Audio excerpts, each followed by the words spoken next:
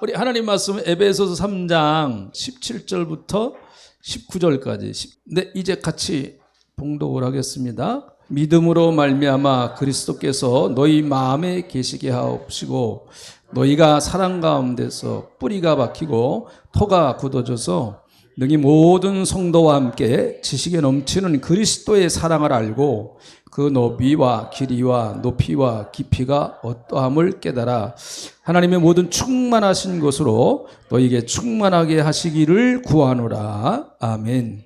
에베소서는 1장부터 6장까지 아주 짧은 장이죠. 이 에베소서 안에는 여러 가지 복합적인 우리의 신앙생활에 아주 필요한 그 교리적인 면도, 특별히 이제 그 구원론에 대해서 아주 정확하게 이렇게, 그 로마서나 갈라디아서는 굉장히 좀 넓게 펼쳐놓은 것이라고 하면 에베소서는 아주 그것을 요약해서 틀을 잘 이렇게 잡아놨어요. 그런 면에서 본다고 하면 에베소서는 이제 그 위에다가 교회가 어떻게 세워지느냐 하는 실제적인 이제 교회의 모습들이 이래야 된다라고 하는 것을 우리들에게 보여주는 책이 이제 에베소서라고 봅니다.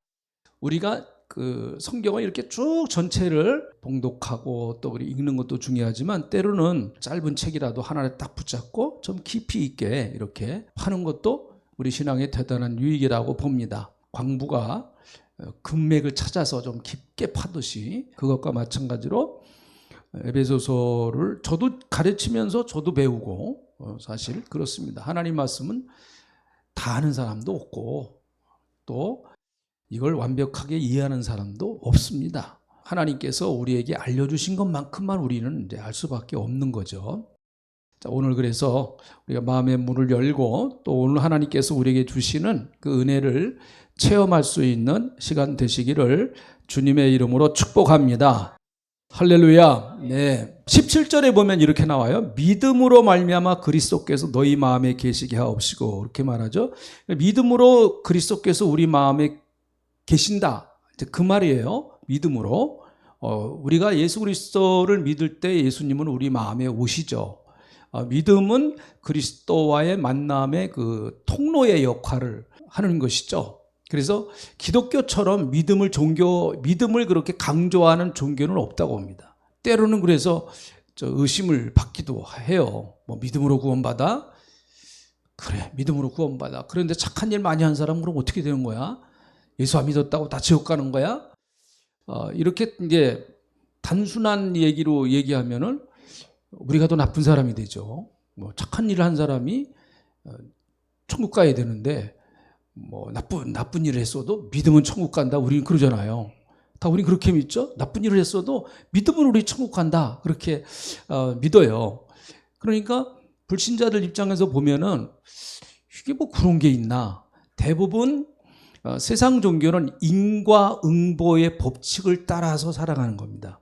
그래서 한 만큼 보상받고 한 만큼 자기가 대가를 치러야 되고, 인과응보예요. 내가 심었으니까 이만큼 거두고.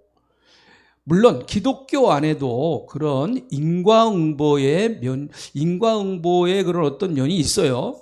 성경에서도 심은 대로 거둘 것이다, 그렇게 말씀도 하셨으니까. 그러나 여러분, 기독교 전체의 가장 중요한, 근본적으로 기독교를 세우는 가장 중요한 것은 믿음과 은혜예요.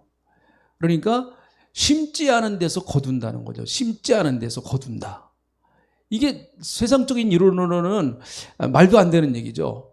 하나님께서 모세에게 신명기에서 이렇게 말씀하십니다. 신명기 8장이나 이런데, 너희가 가나안, 이 말씀을 따라서 순종하고 하나님을 믿고 의지하면서 가나안 땅에 들어가면 너희가 짓지 아니한 집에서 살 것이다.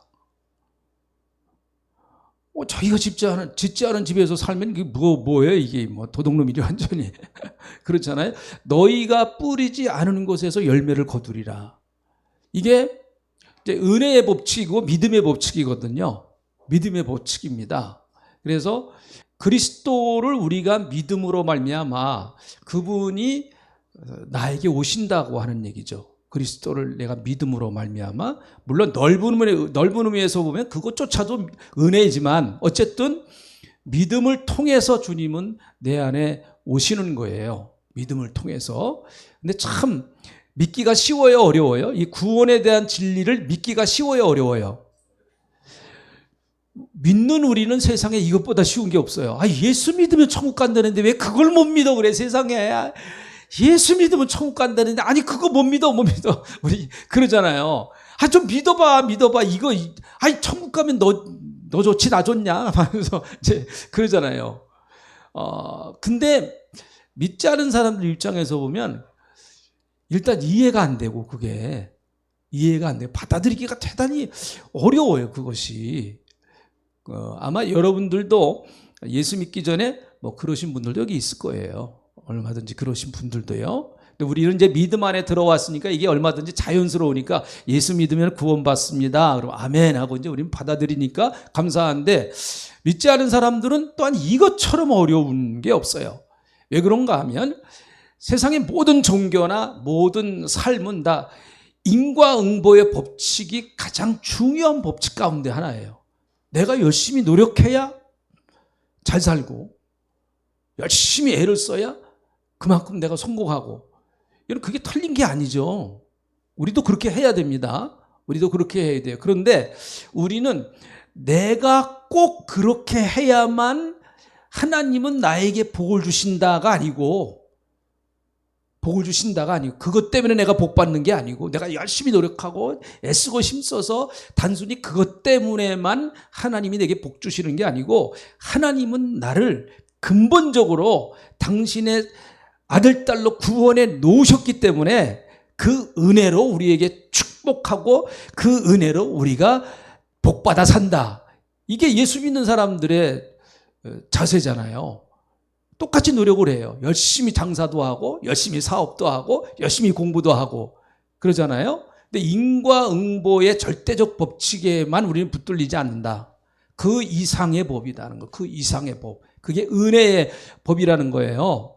그래서 이것에 가장 성경에서 이것에 가장 이 문제 때문에 아주 제일 논쟁을 했던 책이 욥기서예요. 그래서 욥이 어려움을 당하잖아요. 친구들이 와가지고 처음에는 너무 욥이 괴로우니까 몰골이 흉측하니까 와가지고 처음에 가만히 보고만 있어요. 그냥 같이 눈물만 흘리면서 세상에 어떻게 이럴 수가 있나. 근데 조금 지나면서 이제 말을 하기 시작하는데 그거 다 똑똑한 사람들이거든요. 아주 요즘으로 말하면 다 대학 교수들, 다 박사들, 석사들 다 그런 사람들이에요. 그 당시 아주 참 지혜로운 사람들이거든요. 그런데 욥기서를 쭉 읽어보면 그거예요. 욥아, 넌 빨리 회개해야 돼. 왜 회개해야 되느냐? 네가 지금 그렇게 가정도 망하고 재산도 다 날아가 버리고 건강도 안 좋은 거, 네가 뭔가 하나님 앞에 죄를 졌으니까 그런 거야. 그러니까 너 빨리 회개해야 돼. 그게 모든 친구들이 공통적으로 한 얘기예요. 이 얘기는 각각 표현은 다르지만은, 근데 나중에 엘리바스로 조금 다른 얘기는 해요. 근데 공통적인 얘기예요. 세 친구들은요. 나이가 많은 사람들이거든요. 그러니까 인생도 많이 살아보고, 이 사람들은 성경도 좀 아는 사람들이에요. 성경도. 근데 계속해서 단순히 인과응보적인 법으로만 자꾸 욥을 몰아가는 거예요. 그러니까 욥을 보니까 저렇게 망했으면 뭔가 하나님 앞에 죄를 지은 게 있지 않느냐. 그런 시각으로 자꾸 보는 거예요.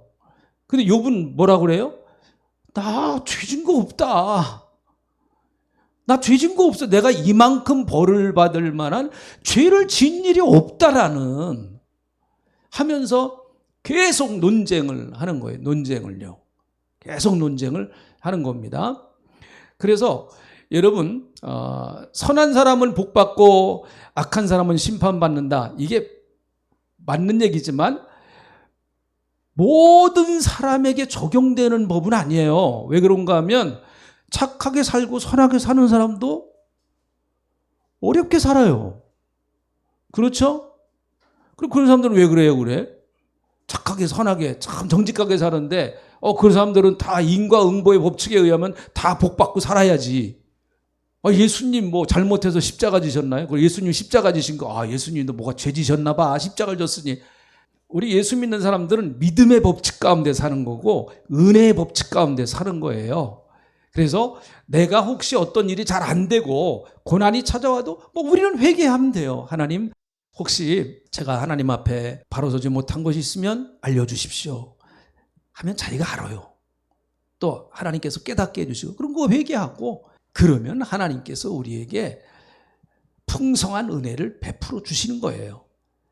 그것 때문에 망하고 그것 때문에 죽어버리고 그러는 게 아니란 말이죠. 우리 기독교는요. 기독교는 그런 게 아니에요. 그래서 이 믿음이라고 하는 세계는 참 인간의 이성을 갖고 이해하기는 참 어려워. 다 설명하기가 너무 어려워요. 사실은요. 설명을 할 수도 없어요. 믿으면 구원받는다. 믿음으로 예수님이 우리 마음속에 계시게 하옵시고 그렇게 말합니다. 여러분, 우리가 예수 그리스도를 믿을 때 예수님이 우리 마음속에 오시는 거잖아요. 여러분, 예수님을 믿고 계시죠? 자, 믿으신 분은 아멘 하세요. 자, 믿고 계시죠? 아멘. 그럼 예수님 어디 계세요? 밖에 계세요? 여기 계세요? 안에 계세요? 여기 계시다 그러면 이게 큰일 나요. 안에 계세요. 성령으로 말미암아 우리 안에 계신단 말이죠. 예수님이요. 근데 그게 믿음을 통해서 그러는 거예요. 믿음을 통해서. 그러니까 참 기독교는 이 믿음이 너무너무 중요한 것입니다. 나중에도 좀 얘기하겠지만은 사실은 여기서의 믿음은 단순히 예수님을 마음속에 영접해서 구원받는 믿음은 그것만 말하는 게 아니에요. 예수님이 늘 내 안에서 내주하시는 믿음을 가지라는 거예요. 내주하시는 믿음. 그러니까 예수님은 나가셨다, 들어가셨다, 나가셨다, 들어가셨다. 그러시죠? 예수님은 한번 우리 마음에 들어오시면 나가세요, 안 나가세요? 네, 안 나가세요. 안 나가십니다. 우리의 믿음이 떨어지고 우리가 하나님 앞에 바로 서지 못하고 성령 충만하지 못하면 예수님이 마치 떠난 것 같은 느낌이 들어요. 떠난 것 같은 느낌이 든다고요. 아마 여러분들도 그런 거 경험을 하셨을 거예요. 야, 아무래도 이거 하나님은 나를 버리셨나 봐. 하나님은 나와 함께 하시지 않나 봐. 그런 것들을 우리가 신앙생활 하면서 누구나 다 경험합니다. 우리가 늘 충만할 수는 없으니까. 뭐 그런 거 경험하지 않은 사람 한 사람도 없을 거예요. 뭐 저도 경험하고 그랬으니까. 그런데 여기서 말하는 것은 너희 마음에 계시게 하옵시고, 이 계시게 하옵시고라고 하는 것은 계속해서 진행해 나가라는 거죠. 예수님의 임재를 늘 경험하면서 살아가라고 하는 얘기예요. 예수님의 임재를. 예수님은 언제까지 우리와 함께 하신다고 그랬어요? 예, 할렐루야. 네, 세상 끝날까지. 그 마태복음 28장 20절. 내가 세상 끝날까지. 근데 그럼 끝날까지 딱 거기 마치고 예수님은 떠나버리시나요? 아니시죠. 그 끝이라고 하는 것은 영원을 사실은 말하는 것. 영원히 우리가 떠나시지 않고 천국에 가면 함께 우리하고 사시는 분이 예수님 아니십니까? 그러니까 우리는 늘 주님의 임재를 경험하고 주님의 임재를 내가 체험하는 영적 훈련이 필요하다는 거예요. 영적 훈련이 필요하다. 근데 여러분 혹시 이제 이게 그러면은 뭐 주님께서 임재하시는 걸 경험하려면 뭐 산기도가 갖고 나무 하나라도 뽑아야 되고 막 기도하면서 막 뽑아야 되고 뭐 아니면 금식을 해야 되고 물론 그런 거 하면 좋죠. 그런 거 하면 좋아. 그런 시간도 있어야 됩니다. 우리가 신앙생활 하는데 기도원 가서 정말 큰 하나님에 매달리고 정말 내가 결단을 하고 하나님 나 만나주세요. 그래서 뭐 그런 체험도 우리에게 필요합니다. 그런데 우리의 일상 속에서 우리의 살아가는 일상 속에서 주님의 은혜를 체험하는 거예요. 일상 속에서 주님이 나와 함께 하신다고 하는 그 영적 경험을 내가 자꾸 하는 거예요. 근데 이게 처음에는 안 보이죠. 처음에는 이게 무슨 하나님의 역사인가? 이게 주님이 나와 함께 하시는 증거인가? 이런 것들이 잘 안 보여요.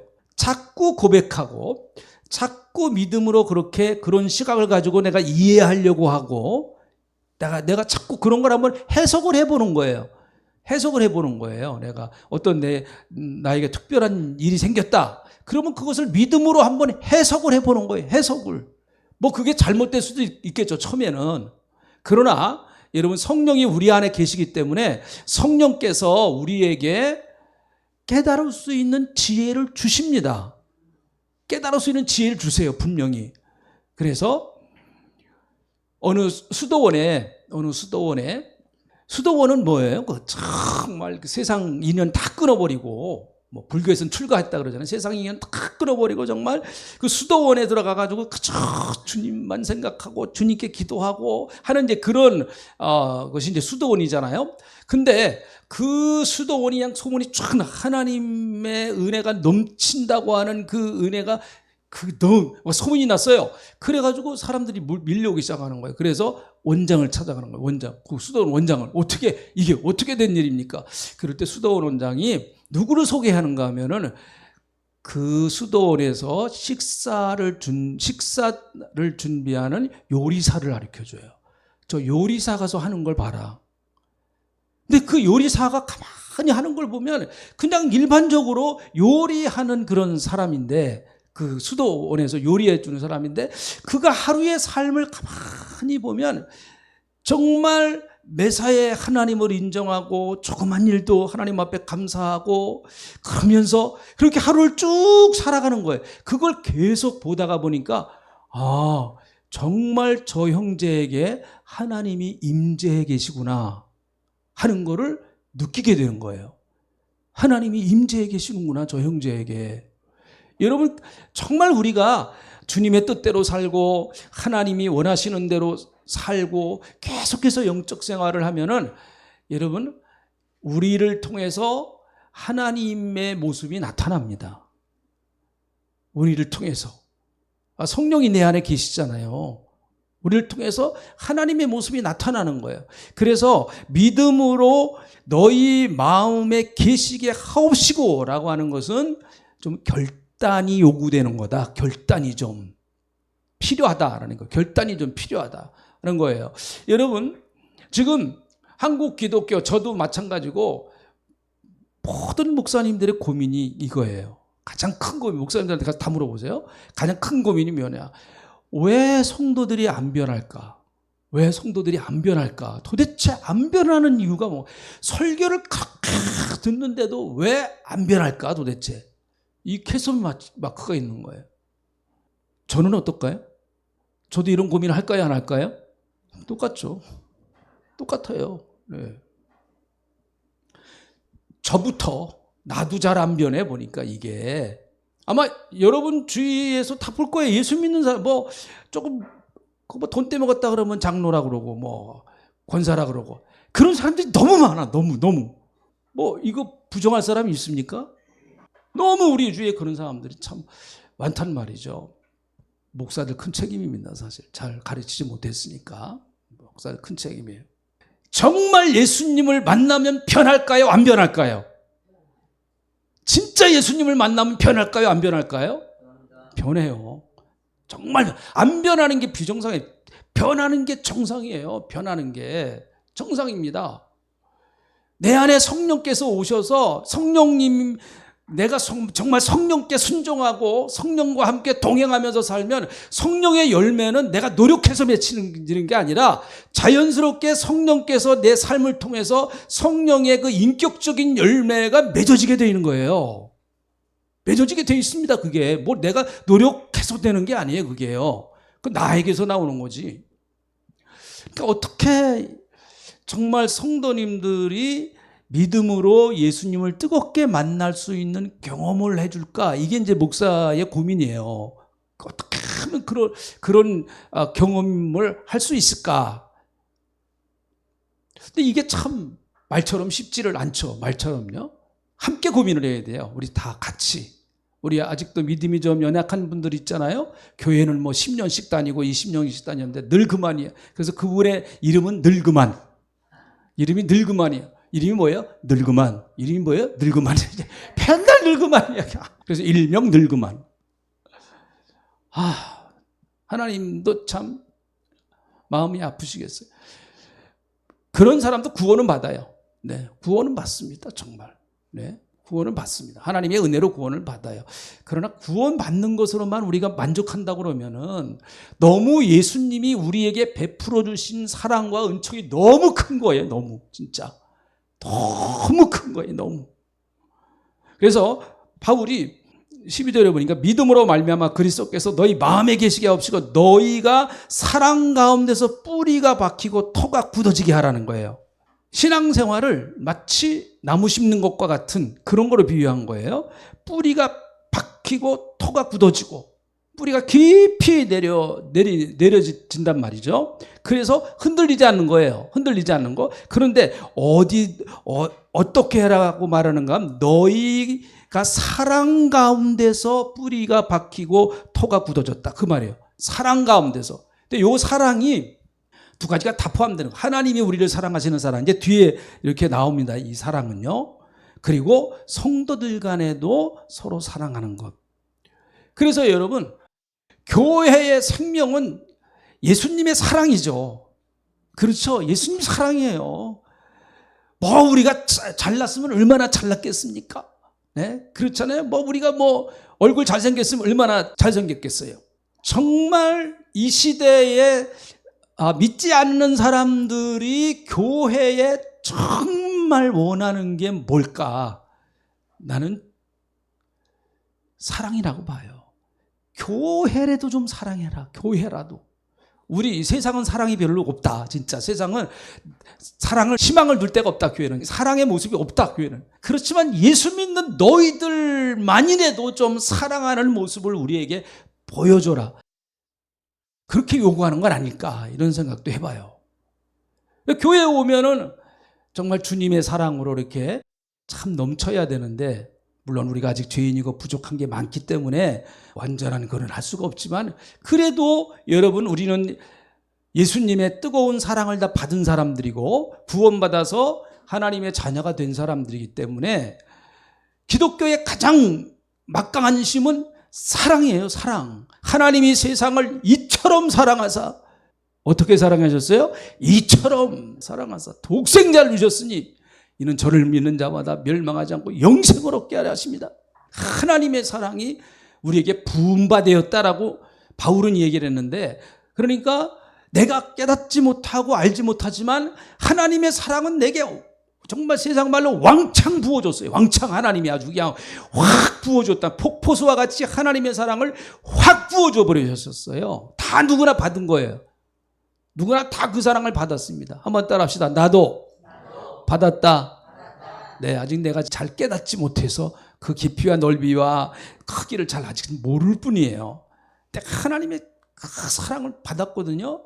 그러니까 하나님의 사랑을 받은 우리들이 교회를 사랑의 터전으로 만들어서 누가 오더라도 신앙의 뿌리를 내릴 수 있도록 뿌리를 그 사랑 가운데 깊게 내릴 수 있도록 그래서 신앙의 털을 만들 수 있도록 그렇게 먼저 믿는 우리들이 그런 환경을 조성해 줘야 합니다.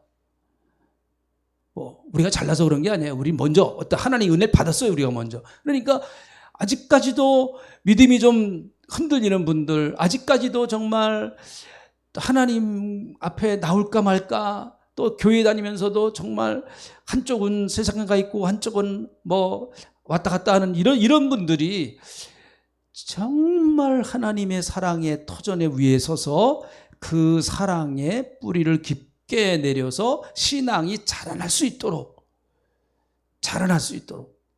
해야 되는데, 네.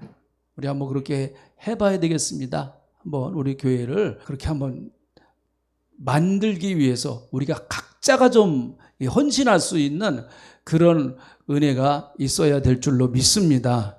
할렐루야. 제가 어느 이제 교회 개척교회 이제 저보고 축사를 하라 그래가지고 교인들 권면을 해라 저보고 교인들 권면을 하라고 저는 그렇게 얘기를 했어요. 이 교회 성도님들 너무너무 좋은 교회 만들려고 하지 말라고. 너무 좋은 교회, 우리 교회 좋은 교회 너무 그러지 말라. 그리고 진짜 우리 교회 성도들은 알고 진짜 좋은 성도 진짜 좋은 그 너무 그러지도 말아라. 너무 그러지. 우리 목사님 최고, 우리 목사님 최고로 만들어야 돼. 그것도 너무 그러지 말아라. 좀 부족하고, 부족한 사람들이, 부족한 목사가, 부족한 교인과 함께 부족하게 좀 예배드리는 게 얼마나 좋으냐. 그래야 좀 하나님이 들어오시는 틈이 있지. 하나님이 좀 들어오셔가지고 숨을 좀 쉬시지. 이 교회 와니까 그냥 뭐, 아주 그냥 뭐, 빈틈이 없어요, 빈틈이. 아, 그러면 정이 안 가요, 정이 안 가. 예? 좀 실수도 하고. 우리 베드로 좋아하는 이유 있죠? 나 베드로 좋아해. 베드로 12제자 중에서 베드로를 다 제일 좋아해요. 왜 좋아할까요? 베드로는요, 실수도 많아, 실수도. 그런 게 참 인간적이에요. 그죠? 인간적이에요. 실수도 많아. 막 화가 나면 칼을 빼가지고 막 휘둘러갖고 남의 귀도 막 잘라버리고 그냥 막 그런단 말이죠. 부족한 게 있어요. 그렇게. 그러나 그런 부족함이 있음에도 불구하고 그런 부족함을 감싸줄 수 있는 그 초대교회의 사랑이 있었어요. 그래서 그렇게 위대한 사도가 만들어지는 거란 말이죠. 그래서 여러분, 교회에 오셔서 다른 사람이 허물이 보이면 입은 닫고 하나님 앞에 기도하세요. 어느 목사님이 그랬다고 그러잖아요. 자꾸 사모가 누구는 어떻고 누구는 어떻고 누구는 어떻고 그러더래요.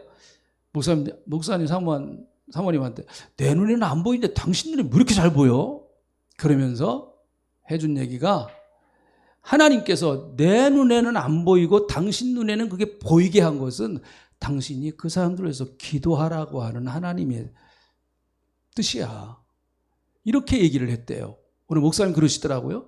난 참 그 말이 마음에 들더라고. 나는 보인단 말이에요. 보여. 저 사람이 왜 저럴까? 저 사람이 왜 저럴까? 그런 게 보여요.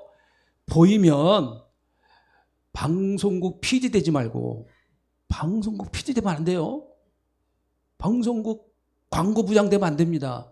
그냥 그분을 위해서 하나님 앞에 기도하고 따뜻한 말이라도 한 번 더 건네주고, 그래야 사랑의 터전이 만들어지는 거죠. 그래야 사랑의 터전이 만들어져요. 참 교회마다 이런 것들이 지금 잘 안 돼서 교회마다 힘들어해요. 정말. 다 그런 건 아니겠지만 한국교회가 지금 이게 잘 안 돼. 사랑의 터가 안 만들어져요. 사랑의 터가. 왜 그런가? 워낙 교회에 똑똑한 사람들이 많아요. 잘난 사람들이 많아요. 요즘은 교회 안에. 아주 돈 많은 사람도 많고, 자기가 다 머리가 되려고 그러고. 사랑은요, 바울이 고린도전서 13장에서 사랑의 특성을 말할 때, 사랑은 오래 참는 거다. 사랑은 오래 참는 거다. 어떤 번역을 그렇게 번역이 되죠. 사랑은 오래 고통받는 거다. 고통받는 거. 그럼 내가 그 사람을 사랑하려면 내가 고통을 받아야 돼요. 내가 고통받지도 않고 어떻게 그 사람을 사랑합니까?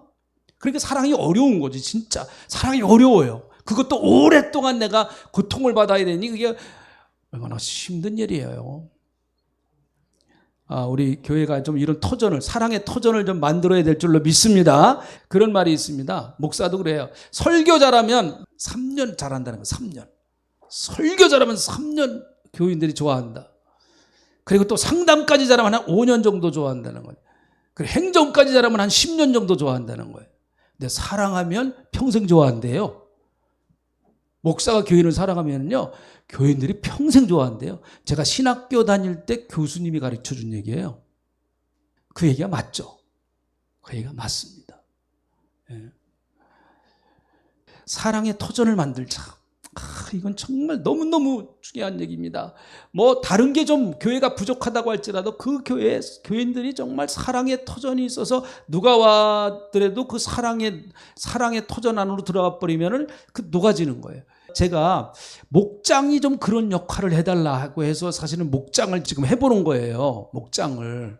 우리가 주일날 와가지고 예배 한 번 드리고 오전 예배 탁 드리고 가면은 사랑을 나눌래야 사랑을 나눌 시간이 없습니다. 그렇잖아요? 뭐 얘기를 할래야 뭐 얘기를 할 시간이 어디 있어요. 그러니까 좀 한 달에 한 번씩이라도 좀 목장 모임에 이렇게 모여서 서로의 고충도 얘기하고 서로의 좀 아픔도 나누고 하면서 정말 주님의 사랑을 서로 느끼고 경험한다고 하면, 여러분 그런 목장을 왜 안 나가겠어요?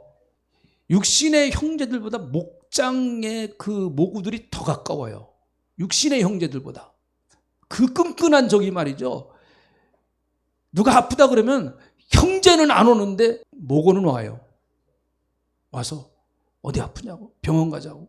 그런데요. 그러니 그런 목장을 왜 안 나가겠어요? 네? 이건 정말 주님 안에서 그냥 끊을래야 끊을 수 없는 그런 형제와 자매예요. 그런 믿음의 동력자예요. 서로가 사랑하고 베풀고 나누고 우리 좋은 거 있으면 가져와서 같이 나눠 먹고 사랑이 넘쳐서 이건 육신의 형제보다 더 가까웠다는 거죠. 육신의 형제들보다. 사실 우리가 그렇잖아요. 육신의 형제들이 어떻게 일주일에 한 번씩 만나요? 육신의 형제를 어떻게 일주일에 한 번씩 만납니까? 육신의 형제는 1년에 잘 못 만난 사람 2번. 설날, 추석날. 그리고 뭐 결혼식 때, 뭐 환갑 때, 뭐 이런 때, 특별한 때나 좀 이렇게 만날 수 있잖아요. 그리고 또 큰 맘 먹고, 우리 좀 놀러 가자 그러면 뭐 이렇게 만날 수 있지만, 근데 우리는 일주일에 한 번씩 무조건 만나야 돼. 싫든 좋든 양. 일주일에 한 번씩 무조건 만나야 돼, 우리는. 그러니까 사랑 안 하면 이게 견딜 수가 없어요. 교회라고 하는 조직 자체는, 불교는 뭐 1년에 한 번 가도 불교 신자래요. 그거 다 불자래. 그래도 불자님 오셨습니까? 다 그래요. 근데 우리는 일주일에 한 번씩 싫으나 고우나 어쨌든 이랬든 저랬든 만나야 돼. 그러니까 서로 사랑의 관계가 안 되면은 그 교회 못 다녀요. 다닐 수가 없습니다. 어떻게 다녀요? 그 교회예요. 사랑의 뿌리를 내릴 수 있도록, 사랑 가운데 뿌리를 내릴 수 있도록, 그래서 터가 굳어져서 신앙이 좀 잘 자랄 수 있도록 내가 오래 참아주는, 다시 말하면 그 사람을 위해서 고통을 좀 감수하는 거예요. 저 사람 때문에 내가 고통을 좀 감수하는 거예요. 그 신앙이 성숙했다고 하는 증거입니다. 그래서 제가 늘 말씀드리잖아요. 사랑이 부족한 사람과 사랑이 많은 사람 둘이 싸우면 누가 이긴다고요? 제가 맨날 얘기하죠. 누가 이겨요? 사랑이 부족한 사람이 이겨요. 사랑이. 그러니까 자식하고 부모하고 싸우면 자식이 이겨요? 부모가 이겨요? 왜 자식이 이겨요? 왜 자식이? 부모가 자식을 더 사랑하기 때문에 그러는 거예요. 더 사랑이 많은 쪽에서 져줍니다. 져줘요. 우리가 하나님하고 싸우면 누가 이길까요? 하나님 일단 져주세요. 우리한테. 일단 져주세요. 일단 하나님 우리에게 져주세요. 하나님 사랑이 많으신 분이니까 다 품어주신단 말이죠. 다. 이제 하나님이 나중에 또 이제 다 작업을 하시지만은 어쨌든 다 품어주신다고 하나님이. 여기 계신 분들은 다 이미 믿음이 성숙하신 분들이고 신앙이 어느 정도 그래도 이제 터가 굳어져서 뿌리를 내리신 분들입니다. 그래서 여러분들이 좀 그렇게 부족한 분들을 사랑으로 뿌리를 잘 내릴 수 있는 그 역할을 하는 저와 여러분 꼭 되시기를 주님의 이름으로 축복합니다. 자, 18절 19절 보면은 능히 모든 성도와 함께 지식에 넘치는 그리스도의 사랑을 알아 그 너비와 길이와 높이가 깊이가 어떠한가를 깨달아 하나님의 모든 충만하신 것으로 너희에게 충만하게 하기를 구하노라. 이렇게 말합니다. 다시 말하면 하나님의 사랑에 한번 미쳐보라는 거예요. 하나님의 사랑에 한번 미쳐봐. 하나님의 뜨거운 사랑을 한번 경험해보라는 거예요. 경험해봐라. 이게 단순히 어떤 머리로 만드는 게 아니고 자기의 삶 속에 자기의 전인격을 걸고 하나님이 나를 이렇게 사랑했구나. 그리스도의 사랑이 이렇게 크구나 하는 것을 정말 내가 부인할래야 부인할 수 없는 그 하나님의 사랑을 겪어보라는 얘기예요. 그래서 바울이 고생 많이 했어요. 예수님 때문에 고생 많이 했습니다. 그런데 바울은 그걸 고생이라고 생각을 안 해요. 그 이유는 뭐 여러 가지 있겠지만은, 자, 고린도후서 한번 찾아보시죠. 5장 14절. 네. 같이 이제 읽어봅니다. 5장 14절 함께 읽어보시죠. 시작. 그리스도의 사랑이 우리를 강권하시는도다. 우리가 생각하건대 한 사람이 모든 사람을 대신하여 죽었은즉 모든 사람이 죽은 것이니라. 네, 그리스도의 사랑이 나를 강권한다는 거예요. 그리스도의 사랑이 나를 막 밀어붙인다는 거예요, 그냥. 그럼 내가 이게 하고 싶어서 하는 게 아니라는 거죠. 예수님의 사랑이 나를 그냥 막 밀어붙이는 거예요. 그냥. 주님의 사랑에 너무 커서 어찌할 줄 몰라가지고 이 사명을 지금 미친 듯이 바울은 다니는 거예요. 너무너무 주님의 사랑, 주님이 나를 사랑하신 그 십자가의 사랑이 너무 커가지고 그 사랑 때문에 그냥 미쳐서 다니는 게 바울이었습니다. 바울. 그러니까 매를 맞아도 감사하고 찬양하고 뭐 돌을 누가 던져도 그냥 타고 감사하고 그러는 거예요. 그러니까 바울이 에베소 교인들에게 그런 하나님의 넓으신 사랑을 좀 알아라 그렇게 얘기를 해요. 알아야 된다 이거를 이렇게 얘기를 합니다. 자, 로마서 우리 8장 이 말씀은 잘합니다. 로마서 8장 우리가 하나님의 사랑 그러면 이게 대표적인 그 신앙의 고백처럼 우리가 하는 거죠. 로마서 8장 31절부터 한번 제가 볼게요. 그런즉 이 일에 대하여 우리가 무슨 말을 하리요? 그러니까 할 말이 없다는 거예요. 할 말이. 이거는 어떻게 말로 표현할 수 없는 일이라는 거예요. 무슨 말을 하리요? 하나님이 우리를 위하시면 누가 우리를 대적하리요? 자기 아들을 아끼지 아니하시고 우리 모든 사람을 위하여 내어주시니까 어찌 그 아들과 함께 모든 것을 우리에게 주시지 않겠느냐? 하나님 그런 사랑을 갖고 계신다는 거죠. 누가 능히 하나님께서 택하신 자들을 고발하리요? 의롭다 하신 이는 하나님이시다. 여러분과 저를 의롭다고 인정하시는 분은 하나님이에요. 이게 칭의라고 그러죠. 하나님, 나는 의롭지도 않은데 예수를 믿는 그 순간 하나님은 나를 의롭다라고 선언을 해버리십니다. 그러면 누가 정죄하냔 말이에요. 정죄할 사람이 없다 그 말이에요. 정죄할 사람이 없다. 누가 정죄하리요? 죽으실 뿐만 아니라 다시 살아나신 이는 예수 그리스도시니 그는 하나님 우편에 계신 자여 우리를 위해서 간구하시는 자니라. 35절부터 39절 같이 읽어봅니다. 같이. 누가 우리를 그리스도의 사랑에서 끊으리요? 환난이나 공고나 박해나 기근이나 적신이나 위험이나 칼이라. 기록된 바 우리가 종일 주를 위하여 죽임을 당하게 되며 도살을 당할 양과 같이 여김을 받았나이다 함과 같으니라. 그러나 이 모든 일에 우리를 사랑하시는 이로 말미암아 우리가 넉넉히 이기느니라. 내가 확신하노니 사망이나 생명이나 천사들이나 권세 있는 자들이나 현재일이나 장래일이나 능력이나 높음이나 깊음이나 다른 어떤 피조물이라도 우리를 우리 주 그리스도 예수 안에 있는 하나님의 사랑에서 끊을 수 없느니라. 다 이런 믿으시죠? 아멘. 저는 이거 확실히 믿어요. 저는 늘 항상 제가 잘나서 구원받은 거 아니에요. 그리고 제가 뭘 주님 앞에 많이 해서 구원받은 게 하나님의 일방적인 사랑이 내게 막 부어졌어요. 어떤 순간에 왜 그렇게 했는지 난 몰라요. 몰라. 하나님의 사랑이 아주 그냥 폭포수와 같이 나한테 막 부어졌어요. 뭐 때문에? 몰라요. 하나님, 아주 하나님의 짝사랑이에요. 그게 하나님 그리스도를 통해서 하나님 그리고 그 사랑을 취소 안 하신데 끝까지 끊을 자가 없다라고 그렇게 말씀하시는 거예요. 그 사랑의 깊이와 넓이와 좀 무게를 좀 알아라 그 말이에요. 알아라.